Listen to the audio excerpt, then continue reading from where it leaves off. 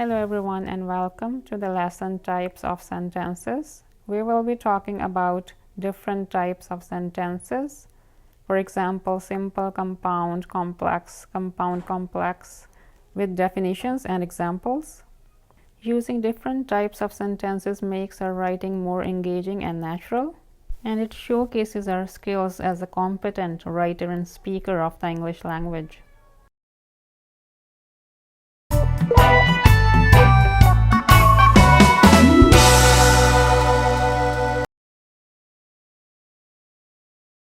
So mainly there are four types of sentence styles: simple sentences, compound sentences, complex sentences, and compound complex sentences. First of all, I'll be talking a little bit about clauses, because it is difficult to understand the types of sentences without understanding the concepts of a clause.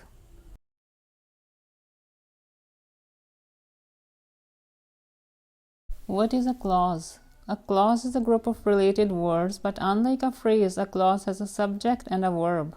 Now we know that a clause is a group of words. So what is an independent clause? An independent clause, along with having a subject and verb, expresses a complete thought. It can stand alone, which means that it doesn't need any other part of the sentence to make sense. It can stand alone and make sense on its own. Thirdly, it may form a part of a compound or complex sentence, or it may be a complete sentence in itself. For example, see this example in green. He is riding a bike. This is an independent clause and it's a complete sentence as well. But if we want, we can still add something to this sentence by adding an additional clause. And for that, we either have to use a comma or we have to use a conjunction. For example, we can make a sentence like, he is riding a bike and eating an ice cream at the same time. That way we combined two sentences into one. And the kind of sentence I just said is a compound sentence, and we'll be talking more about it. The point for us to focus on is that a simple sentence is also an independent clause because it does not depend on any other clause or sentence to make a complete sense. It can stand on its own. Now, what is a dependent clause? A dependent clause does not express the complete thought, needs to be combined with an independent clause to make complete sense. For example, when he rides a bicycle, he is very fast. So the first part of the sentence is a dependent clause because it does not make complete sense, and we still need to know more about it.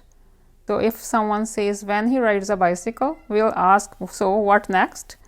So something has to be added to it, and it is he is very fast, like in this example.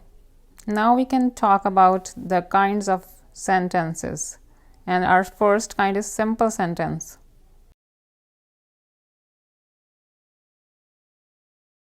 Simple sentences or independent clauses. The simple sentences convey a complete message, as we already know. According to the dictionary definition, a sentence consisting of only one clause with a single subject and predicate is a sentence. Now let's take a look at what a subject is. So a subject is what or whom the sentence is about. It can be a person or a thing. Predicate tells something about the subject.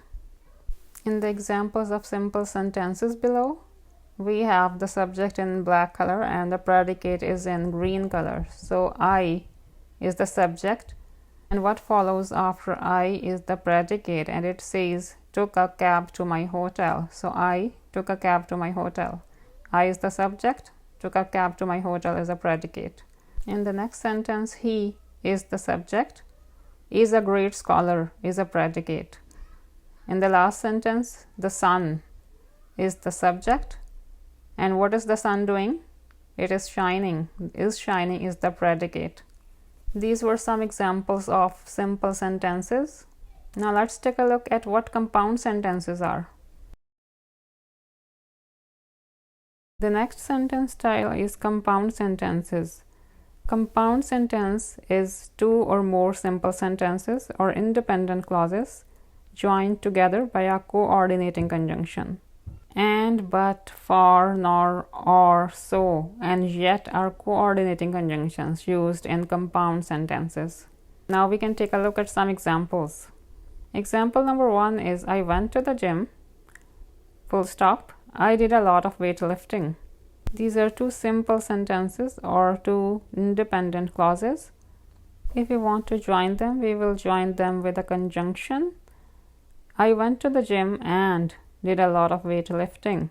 You can see that we don't even need to repeat I again because that will be a repetition.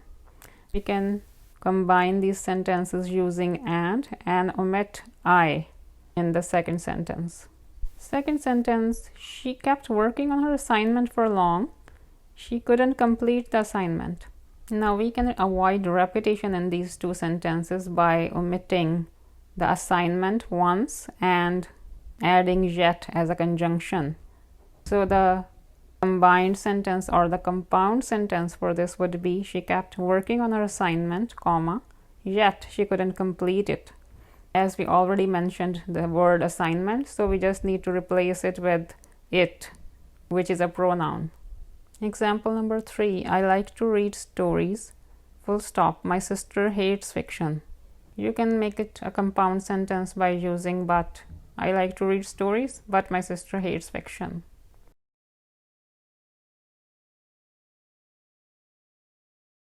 Here are some more examples of compound sentences. He had a hard day of work, full stop. He slept early, full stop. If we combine these two sentences, it will make more sense. So we would write it like he had a hard day of work, comma, so he slept early. The same way, the next sentence is the geese feed on the berries sometimes. The geese like berries. Now, as you can see, the word geese and berries have been repeated in these two sentences. But we can avoid this repetition and make it work better by combining these two sentences. So we can write the geese feed on the berries sometimes because they like them.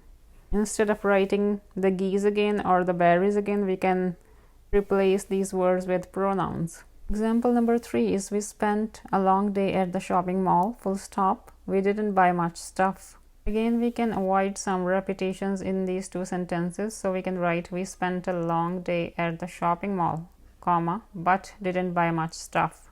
We can remove the word we in the second sentence because we don't need to repeat it. It's enough to repeat it just once in the beginning of the sentence. The next sentence is call me in a week, I will see what I can do for you. As you can see, to combine these sentences, we have used a semicolon.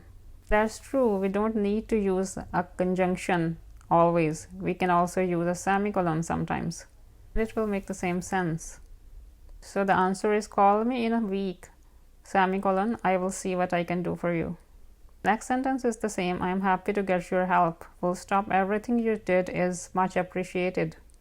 You can combine it like this, I am happy to get your help, semicolon, everything you did is much appreciated. So these are some examples of the compound sentences. Now we can check out what complex sentences are like. Complex sentences have one independent clause joined by one or more independent clauses. So as in compound sentences, we join two independent clauses or two complete sentences. In complex sentences, we join one independent clause with one or more dependent clauses or subordinate clauses. For example, when I saw the Eiffel Tower, I was spellbound. The first part of the sentence is a dependent clause because it does not make complete sense. It needs another clause to complete its meaning. So when we completed it with an independent clause like I was spellbound, it makes complete sense now. Over here, I would like to mention that the clauses in the complex sentences can be in any order. For example, for the same sentence, you can write I was spellbound when I saw Eiffel Tower. The second sentence starts with a dependent clause. It says, as soon as I started out. We can make it complete by adding an independent clause with it. And we say, as soon as I started out, comma, it began to rain. One more thing to remember is that you always need to put a comma after the first part of the sentence if you are starting it with a dependent clause or a subordinate clause, like in the first 3 or 4 examples. The third sentence also begins with a dependent clause, which is whenever Tom visits a new place, comma, he tries to explore its museums.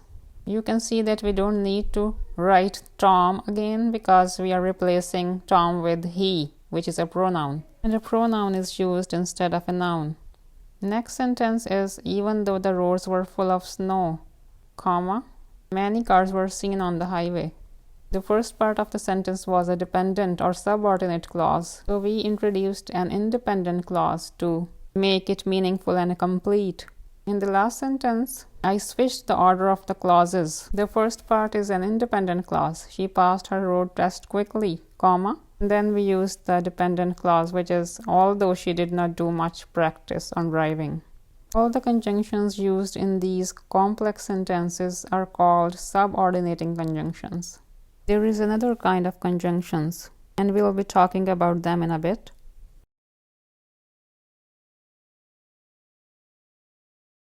Here we have some examples of complex sentences with relative clauses, and relative clauses start with who, that, which, etc. These are called relative pronouns. The first example is I went to see my friend, comma, who lives near the park. Second example is Harry came up with a question that was difficult to answer. The last example is I found the keys, comma, which I was trying to find. Now we know that we use relative pronouns or relative clauses to make up complex sentences. Here is a brief introduction of the compound complex sentences. Simply put, these sentences contain the characteristics of both types of sentences. So they combine two independent clauses with one or more dependent clause. As you can recall from the complex sentences have one independent clause, but the compound complex sentences have two independent clauses with one or more dependent clauses. They can contain both subordinating and coordinating clauses or conjunctions. First example is since the park was well maintained, comma, many people visited it regularly and enjoyed their time there.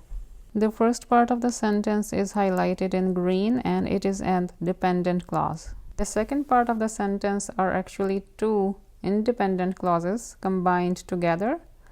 For example, the first clause is many people visited regularly, and instead of writing they enjoyed their time there, we have used the conjunction and combined two sentences. So the complete sentence would be since the park was well maintained, comma, many people visited it regularly and enjoyed their time there. Now you can see there are three sentences in the parentheses. They are talking about the same thing. They say the park was well maintained, full stop, many people visited it regularly, full stop, they enjoyed their time in the park. By using the commas and the conjunctions, we have made it into a compound complex sentence. In the second sentence as well, you can see the first part of the sentence is a subordinate clause or a dependent clause. After I booked my travel, comma, I packed my luggage and started calling my friends. This can be broken down into three sentences.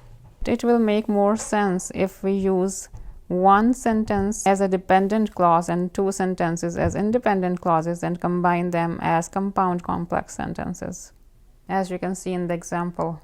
Last sentence has once again one dependent clause in the beginning and two independent clauses afterwards. Let's read this compound complex sentence. Though Elin won the trophy in the sports, comma, she is always craving to be the best player ever, and she is working hard for it.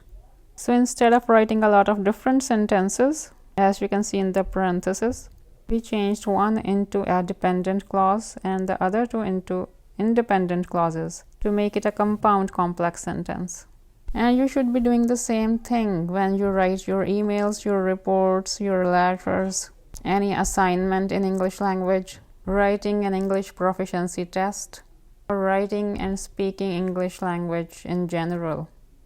So that was the end of today's lesson. Hope you enjoyed it and learned from it. Keep learning and keep practicing. See you in another video. Thanks for watching. Bye now.